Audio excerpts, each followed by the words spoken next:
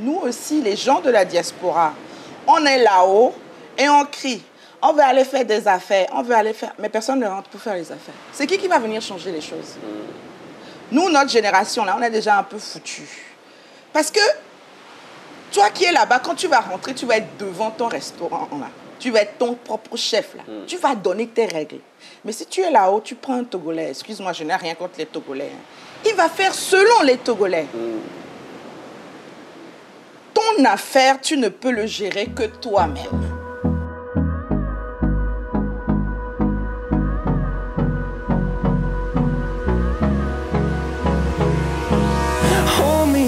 Till I get up, time is barely on our side. I don't wanna waste what's left. The storms we chase are leading us, and love is all we'll ever trust. Yeah, no, I don't wanna waste what's left. And on we'll go, through the wastelands, through the highways, till my shadow turns to sun rays. And on we'll go, through the wastelands, through the highways. And on we'll go.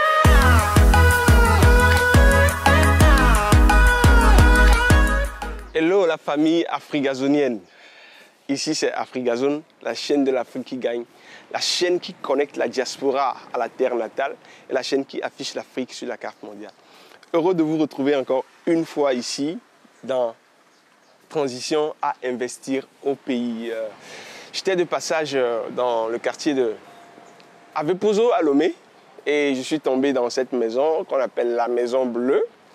Et une maison d'hôte, un cadre très chic, très reposant et très inspirant. Et pendant mon recueillement, pendant mon recul, voilà, j'ai eu des questions qui me sont venues à l'esprit.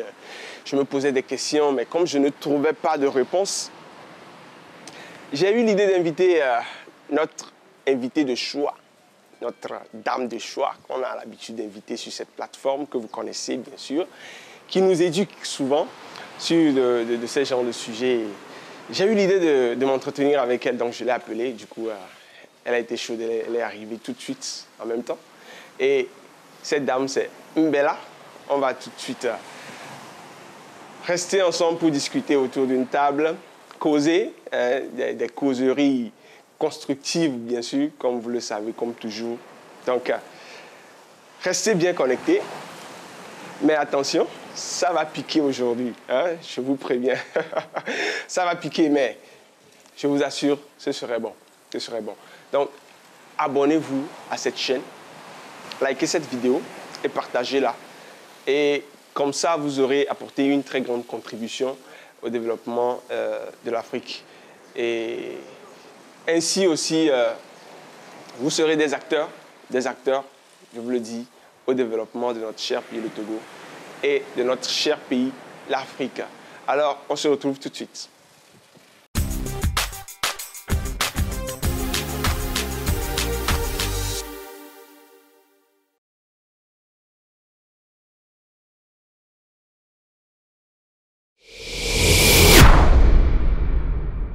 Afrigazone est une chaîne qui affiche l'Afrique sur la carte mondiale et qui sert en diverses capacités la diaspora africaine en lui offrant un regard neuf sur le continent. Nos services visent l'immobilier, les places et attractions locales et les publicités à préférence.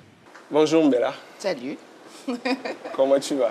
Je vais très bien. Et toi? Ah, je vais bien. Super. On ne se plaint pas, ça va. Il faut pas. Ça baigne. Il faut pas. Ok. Je te retrouve encore une troisième fois.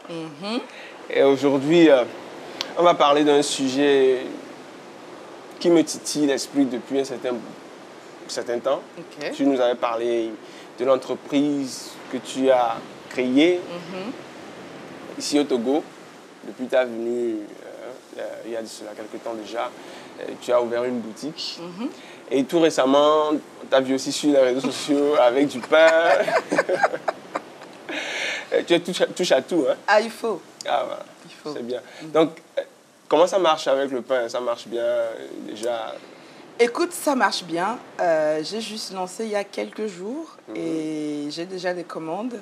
Les gens sont curieux, en fait, et je t'avoue que je suis quasiment sûre que ça va prendre. Ah, ça va. Parce que des fois, il ne faut pas grand-chose, il faut juste changer une ou deux choses et je suis assez confiante par rapport à cela. Ça va. Beaucoup de courage, je te souhaite, Merci. parce que c'est pas facile. Non. Toujours, ça n'a jamais été facile, mais on va tenir jusqu'au bout. Maintenant, dis-moi, c'est une question, je vais dire, qui pique. Je veux parler du mindset. Tu es dans le business au pays maintenant. Les pieds et mains liés. Et déjà, tu es en train de voir des choses. Nous savons tous que dans le business, pour que ça marche, il faut un certain mindset. De la part de tes clients, de la part de fournisseurs et nous-mêmes qui entreprenons, il faut vraiment un mindset pour pouvoir réussir. Et dis-moi un peu, au pays, comment tu trouves déjà ce mindset de business avec les locaux? Quel est le rapport entre eux? Comment ça se passe? Est-ce que ça se passe bien ou bien tu préfères du coup aller retourner pour faire ton business en Occident? Il essaye toujours de me faire retourner. Ah non, pas du tout. Pas du tout. Non, je ne retournerai pas. Je ne retournerai pas, mais c'est vrai que c'est vraiment autre chose par rapport à l'Europe. On a une espèce de culture ici, je ne sais pas si c'est dans toute l'Afrique ou pas, ou c'est juste au Togo, mais c'est très difficile d'arriver avec, comme tu dis, un mindset européen ou américain et de vouloir un peu l'inculquer aux gens ici. Parce qu'ils ont vraiment une autre façon de fonctionner. Les gens ont été habitués à la gratuité. Depuis le temps, les Blancs, ils viennent pour nous aider, ils nous donnent des choses, il n'y a pas de contrepartie, pas forcément soi-disant pour nous aider. Ou alors les gens veulent les choses moins chères. Il n'y a pas cette culture de vouloir de la qualité et de mettre de l'argent pour l'avoir. Donc, c'est le plus gros souci. Quand, en même temps, tu vois la grande majorité des gens qui sont ici, ils sont pauvres. Il faut dire ce qu'il en est. Mais, comme je dis, ce n'est pas parce que tu es pauvre que tu dois forcément aller dans un sens. Et c'est très difficile de faire comprendre aux gens, typiquement, que mon pain, le pain normal qui pèse peut-être 500 grammes, toi, tu fais un autre pain qui va peser 200 grammes, mais qui est plus de qualité. Les gens, ils vont te dire non, on ne veut pas manger ce pain-là, parce qu'on n'est pas rassasié avec un seul. Oui. C'est ça le problème, c'est ça le gros problème au Togo qu'on rencontre. Si, tant soit peu, coup sur coup, alors que si tu achètes celui de 10 000, tu l'as peut-être à vie. Est-ce que cela n'est pas dû, en fait, à la rareté des ressources financières? Puisque ici, nous savons tous que l'argent est un bien rare ou bien une ressource rare, très rare même. Donc, est-ce que ce n'est pas cela qui pousse les locaux à aspirer à la quantité plutôt qu'à la qualité? Alors, je dis que c'est un faux problème. Pourquoi? C'est juste une question d'éducation. On prend la pauvreté pour tout excuser en Afrique. Si tu es pauvre, mais tu veux une montre de bonne qualité, je reviens à la montre. Au lieu de mettre tes 1000 francs maintenant, parce que tu as 1000 francs, économise 1000 francs sur les 6 mois ou sur les 10 mois et tu t'achètes ta montre. Et celle-là, tu la gardes. Alors, tu penses à faire des économies ou parce que tu n'as pas d'argent. Et tu vas acheter 1000 francs qui va se gâter tout le temps. Imagine, tu achètes celui de 10 000 francs, il te fait 10 ans. Et tu achètes celui de 1000 francs qui va être gâté tous les 6 mois. Fais vite le calcul. Tu ne dépenses pas 10 000 francs là. Sur je sais pas, sur 10 ans, tu ne dépenses pas 10 000 francs, tu dépenses beaucoup plus. Donc, c'est ça le problème. Donc, ce n'est pas une question de « Ah, je n'ai pas d'argent, donc je vais acheter ailleurs. » Tu vois, c'est dans la tête. Moi, mon papa, paix à son âme, je n'ai jamais vu quelqu'un qui prend soin des choses comme ça. J'ai acheté un portable à mon père, il te le gardait, mais jusqu'à ce que moi-même je dise « Hé, papa, ça ne va pas là, je t'en rachète un autre. » Parce qu'il l'entretient. Il met un truc protecteur. Il fait attention à ne pas le jeter. Il ne le branche pas trop. Il fait attention. Et son portable, il dure longtemps. Tu vois ce que je veux dire? Oui. Mais si tu achètes ce portable-là à quelqu'un d'autre, la même personne ici, on n'a aussi pas cette façon de prendre soin des objets. Moi, je vois ici, on ne sait pas prendre soin des choses. Parce que quelque part, encore une fois, on est pauvre, on s'en fout. Si la table, c'est une table, c'est un objet. Donc, on ne fait pas attention. On peut poser les trucs chauds dessus. Donc, c'est vraiment, comme tu dis, le mot que tu as utilisé, c'est mindset. Nous, quand on revient de là-bas, on veut quelque chose de... Le mot, c'est propre. L'excellence, quelque chose de bien, de nickel. Et tu te rends compte qu'en fait, ici, les gens, pour être vulgaires, n'en ont un peu rien à foutre de ton truc propre là. Ils veulent juste manger pour être rassasiés. Donc, c'est vraiment quelque chose de très difficile pour un business. Tu as touché un point. Tout de suite, c'est l'économie, l'épargne, afin d'acquérir la qualité. Il y a une chose que j'ai remarqué souvent chez les Occidentaux, c'est que tu peux avoir un bien sans pour autant payer cash. Tu veux payer sur une période donnée, petit à petit, jusqu'à ce que tu éponges ta dette. Mais ici, on peut dire en Afrique, ce n'est pas encore une culture qu'on peut voir, ce n'est pas encore une culture chez nous ici, que les gens pratiquent. Mais est-ce que ce ne serait pas quelque chose de, disons, une solution à ce problème-là que les gens ont de ne pas vouloir, ou bien la peur que les gens ont d'acheter la qualité, faute d'argent, parce qu'ils se disent, je n'ai pas l'argent. Et peut-être certains disent, non, économiser jusqu'à un certain temps, ça va me demander beaucoup, bien peut-être je vais finir par bouffer l'argent et je n'ai pas non plus ce que je veux, c'est pourquoi j'économise. Mais est-ce que payer à crédit, ou bien ici au Togo surtout, il n'y a pas cette culture de carte de crédit, est-ce que ça ne serait pas une solution plutôt envisageable? Alors, sûrement que oui. Parce qu'en Europe, on est beaucoup dans ça. Hein. Il y a des crédits pour absolument tout. Hein. Tu veux acheter un fauteuil, il y a crédit. Tu veux acheter ça, il y a crédit. Mais est-ce que l'Africain, j'en reviens toujours à l'éducation, est-ce qu'on est assez discipliné pour cela? Parce que prendre un truc à crédit, c'est prendre une certaine somme pour un objet que tu dois payer petit à petit.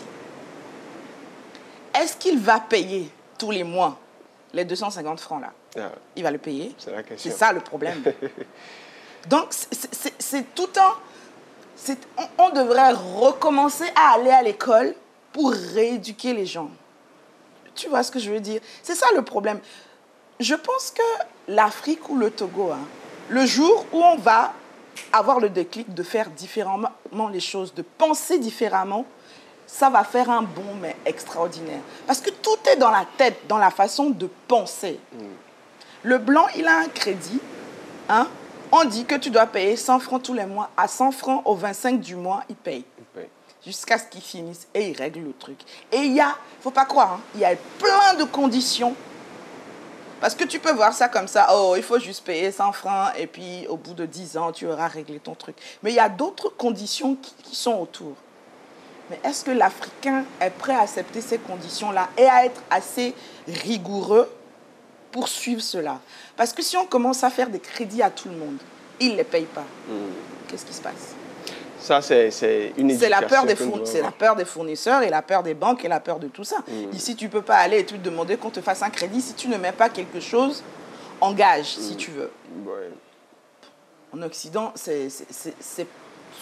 ça dépend de combien tu veux avoir tout ça. Mais si tu vas pour aller prendre 1 000 €, on ne va pas te demander de mettre ta voiture ou quoi en gage. Tu vois ce que je veux dire? Okay. Mais ici, c'est ce que j'ai cru comprendre, que quand tu vas à une banque, tu n'as pas de boulot, tu n'as pas un franc, tu veux qu'on te prête de l'argent, c'est très, très compliqué. Oui. Parce qu'ils n'ont pas confiance dans le client. Pourquoi ils n'ont pas confiance? Parce qu'on sait comment ça se passe. Je vais lui prêter 1 000 € là. Tu vas lui courir après jusqu'à... Est-ce que je mens? Non. Donc, tout est dans la tête. Et tout ça, ça doit commencer par nos enfants qui sont de comment toi tu fais, parce que les enfants, ça copie un parent. Donc, il faut apprendre à respecter les engagements. Discipliner, la discipline. Le problème ici avec le business, c'est la discipline. Les gens ne sont pas à l'heure. Quand tu leur dis quelque chose, ils ne prennent pas ça au sérieux. C'est vraiment ça le problème ici. Et nous, là-bas, L'Europe nous a tellement... On est devenus des soldats. Donc, on est devenus comme ça. Et quand tu viens ici, tu essayes de faire ça, ça ne marche pas. À la rigueur, on va dire que tu es trop difficile, tu es trop rigoureux, tu es trop méchant. Mais pour gagner de l'argent, mes amis, il faut être rigoureux. Il faut être strict. Tu viens à l'heure, on te dit fais comme ça, tu le fais. C'est ça. Et le problème du Togolais, j'ai l'impression, c'est ça. Parlons de la rigueur. Parce que nous sommes dans les affaires, là. Et ici, le constat est clair. Chez nous, en Afrique, on interprète certaines choses d'une certaine façon. Surtout en Afrique francophone, chez les anglophones, c'est un peu différent. Qu'est-ce que tu peux dire de ce problème, ce fléau, où, OK, c'est mon parent, donc il vient chez moi, je dois lui faire peut-être... une remise, ou bien carrément lui faire ça gratuit. Qu'est-ce que tu pourrais dire de ça? Il faut absolument briser cela. Parce que c'est soit on reste l'Afrique comme avant, donc pas de développement, pas de trucs modernes, et puis voilà. Mais c'est même pas possible. Il y a trop de brassage, on voit trop de choses ailleurs pour dire on va rester comme avant. Il faut évoluer avec son temps. Quand quelqu'un vient chez toi, il te dit « Ah, parce que toi-même tu sais, non, j'ai pas l'argent, c'est la famille, on privilégie la relation. » C'est très bien l'humain, privilégier l'humain. Là, on parle de business, là. C'est l'argent que toi-même tu as fait comme ça, là, pour avoir, que tu as mis dans un truc. Donc, quelqu'un va venir, soi-disant par des liens familiaux, tu vas lui donner gratuit. Qu'est-ce que tu gagnes là-dessus? Rien. Mais c'est ça. Mais c'est ça. Il faut vraiment briser ce truc-là de... je suis désolée, il faut être strict dans un business. Si tu veux que ça te... Les gens, ils ouvrent des trucs, ils ferment. Pourquoi? Parce qu'il y a celui-ci, de celui-là qui vient, il mange, il ne paye pas parce que c'est l'ami de machin, il part. Celui-là, il vient, je viens de la part de... Il vient, il ne paye pas, il part. Comment tu peux avoir un business comme ça? C'est pas possible. Et ce qui est drôle, c'est que cette façon de faire, on ne le fait pas avec les étrangers. Quand un blanc ou quelqu'un d'un autre pays a un business, quand tu vas là, tu ne vas pas payer. Tu vas payer. Même si tu le connais, c'est un ami à toi. Le blanc, il ne fait pas ça. Même si tu es mon pote, tout ça là, vous rigolez ensemble, tu payes ta note et tu pars. Parce que lui, il va venir payer. On ne peut pas continuer comme ça. On est en train là de parler des affaires, on est en train de parler d'argent. Si tu ouvres un restaurant, les gens viennent manger tout le temps gratuit. Comment tu fais ton chiffre d'affaires, mon ami? Ça va forcément fermer. Hein. Mais oui.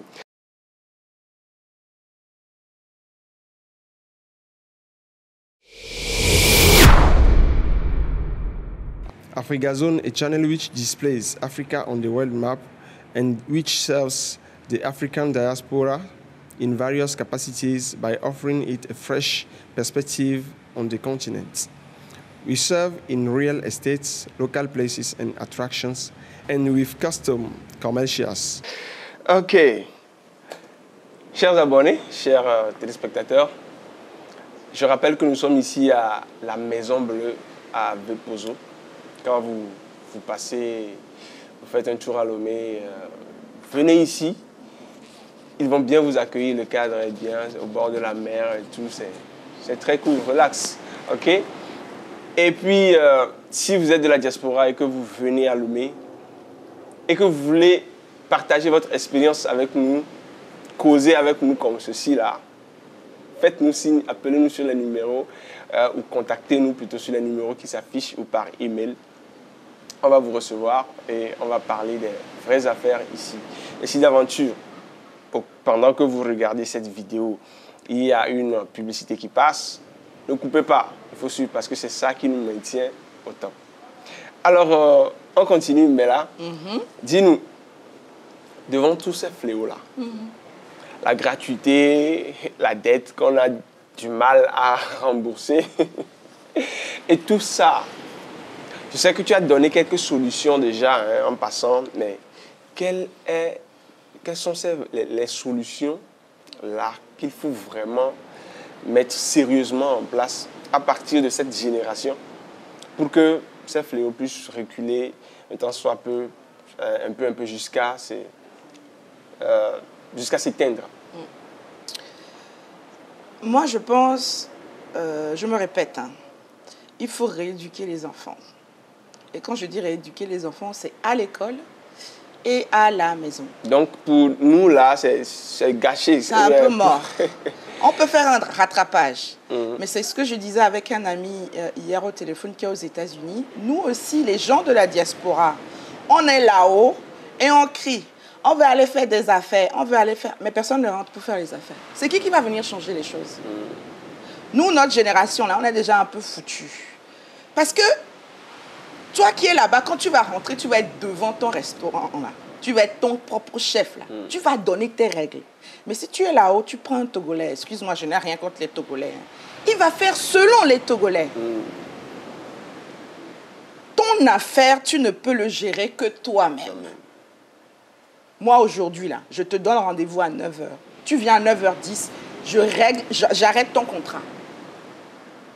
Wow. On m'a attribué des noms là déjà. Ce n'est que comme ça. Et le gars qui va venir consciencieux, parce qu'il y en a, il ne faut pas croire, ils ne sont pas tous comme ça, hein, les gens ne sont pas tous comme ça, qui va venir consciencieux parce qu'il veut un travail, il va s'appliquer. À 9h-5, il est là. Et celui-là, je vais le récompenser. Ouais. Et je ne vais prendre que des éléments comme ça dans mon job. Et ça va marcher. Donc, on a déjà besoin de rééduquer les enfants. Voilà, tout con, à cette histoire de qualité-là, à prendre soin des choses. Ça commence depuis la maison. Quand tu achètes un jouet, une poupée à ton enfant, il faut lui dire, tu sais, maman, elle n'a pas beaucoup d'argent. C'est comme ça qu'on fait en Europe. Maman, elle n'a pas beaucoup d'argent, c'est très important. Hein, tu fais attention, tu ne lui arraches pas la tête, tu ne lui arraches pas les mains. Ici, on va arracher on va le jeter. Non, tu ranges tes affaires. Chez nous, les enfants, une fois que tu as fini, tu ranges tes affaires dans un bac ou dans un truc. Donc ça commence déjà. Un enfant qui va commencer à ranger, à prendre soin de son affaire, de sa poupée. En grandissant, elle va continuer à prendre soin des choses. Quand elle aura une société, elle prendra soin des choses et ça marchera. Effectivement. C'est tout con. Mais déjà, les gens ouvrent les trucs, tu vas là-bas, 6 mois après, tu dis, mais qu'est-ce qui se passe? Parce qu'on ne sait pas prendre soin des choses. Les choses se gâtent et on s'en fout. Donc, il y a ça déjà à corriger dans notre éducation. Et essayer de pousser les gens à vouloir la qualité, l'excellence, comme on dit. C'est pas compliqué. Comme je l'ai expliqué, au lieu d'acheter tes cheveux, comment on dit ça, pas naturels, là. Synthétiques. Au marché, à 2000, tu utilises là. Déjà, ça ressemble à rien, excusez-moi. Tu n'as pas la même... ça ne donne pas la même chose que si tu mets un naturel. Alors, tu vas me dire, elle est pauvre. Et je reviens là-dessus. Tu es pauvre, patiente. Au lieu d'acheter 2000, c'est foutu. À chaque fois, tu jettes là. Patiente. Tu achètes des belles mèches naturelles qui vont te coûter peut-être 50 000, mais que tu vas utiliser pendant 10 ans. Tu les laves au shampoing comme cheveux naturels, tu les mets de côté, tu les réutilises. Donc, il faut changer ces idées-là déjà. Et maintenant, à mes frères et sœurs là-haut, là, prendre le courage de venir rentrer. Miao kwejaten tron le dulami. Mi matin on te kbobe amebune wene mi akpora amebune ni mi akpora parce que fille be mindset c'est ancré dans les ADN même. Ouais. Donc si nous on revient et on essaye de changer un peu les choses. Moi je te dis, tu viens chercher du boulot chez moi, tu n'es pas à l'heure. Tu vas rigoler mais tu n'as plus de boulot. Tu n'as plus de boulot. Et moi je n'ai pas de, comment on dit ça, d'état d'âme. Non. Les règles c'est les règles. Oui. Ouais. C'est comme ça. C'est dur, mais on parle d'argent, là. Ok. Je vous avais prévenu. Ça va piquer. Merci vraiment, mesdames, pour cet entretien. Je t'en prie. Vous avez entendu, vous qui êtes à la diaspora, ceci pour que vous ayez une idée de ce qui vous attend quand vous prenez cette décision de venir investir en Afrique, de travailler ou bien d'ouvrir une entreprise, de collaborer avec les locaux. Parce que de toute façon, vous aurez à le faire. Donc, avoir une idée de ce qui vous attend et comment s'y préparer. Les solutions que vous pouvez apporter, voilà, ce sont les idées, les quelques idées que Mela vient de nous donner. Et donc, ne doutez plus, prenez votre avion et descendez au Togo. Venez investir parce que le développement de l'Afrique en dépend. Alors, si vous ne l'avez pas encore fait, abonnez-vous à cette chaîne. Comme ça, à chaque fois, n'oubliez pas de cliquer sur la cloche de notification. À chaque fois que nous publions des vidéos comme ceci, vous serez alertés. Alors, on se retrouve à la prochaine. C'était Ginola, votre serviteur. Afrigazone, c'est l'Afrique qui gagne. Bye.